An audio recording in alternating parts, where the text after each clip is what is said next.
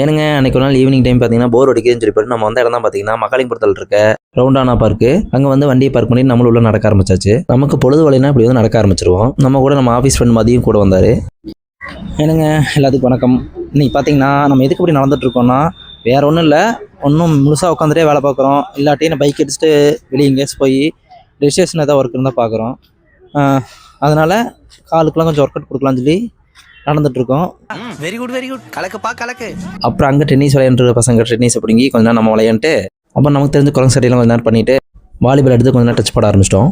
அப்புறம் என்ன மறுபடியும் 2 ரன் நடக்க ஆரம்பிச்சிட்டோங்க. ஃபைனலி நாங்கள் ஒரு 3 ரன் அடிச்சுட்டு எங்களுக்கு தெரிஞ்ச ஸ்பாட்ஸ்லாம் கொஞ்சம் விளையாண்டுட்டு பசிக்குது சாப்பிட போகலான்னு கிளம்பிட்டோம். இதுக்கு பருத்தி மூட்டை பேசாம குடோன்ல இருக்கலாமே. அப்புறமா வெளியே வந்து வண்டி எடுத்துட்டு மகாலிங்கபுரம் ரவுண்டான ஆர்ச்சிலேருந்து ஸ்ட்ரெயிட்டாக போய் ஃபஸ்ட்டு ரைட் எடுத்தா ஃபுட் பார்க் மாதிரி நிறைய கடைகள் இருக்கும். நம்மளும் அத்தோ சாப்பிட்லாம்னு சொல்லி நம்ம ஃப்ரெண்டு சொன்னால தேடி கண்டுபிடிச்ச கடை தான் எம்எஸ் அத்தோ கடை. அங்கே வண்டியை பார்க்கு போட்டு உள்ளே போய் உட்காந்தாச்சு. எக் பைச்சோ அப்படின்னு சொல்லி நான் ஆர்டர் போட்டோம். அது ஒன்றும் இல்லைங்க, பாயில்டு எக்குக்குள்ளே ஃப்ரை பண்ண ஆனியனை வச்சு கொடுக்குறாங்க. ஒரு மாதிரி நல்லா தான் இருந்துச்சு. அப்புறம் நம்ம எக் ஃப்ரைடு அத்தோ வாங்கியிருந்தோம்.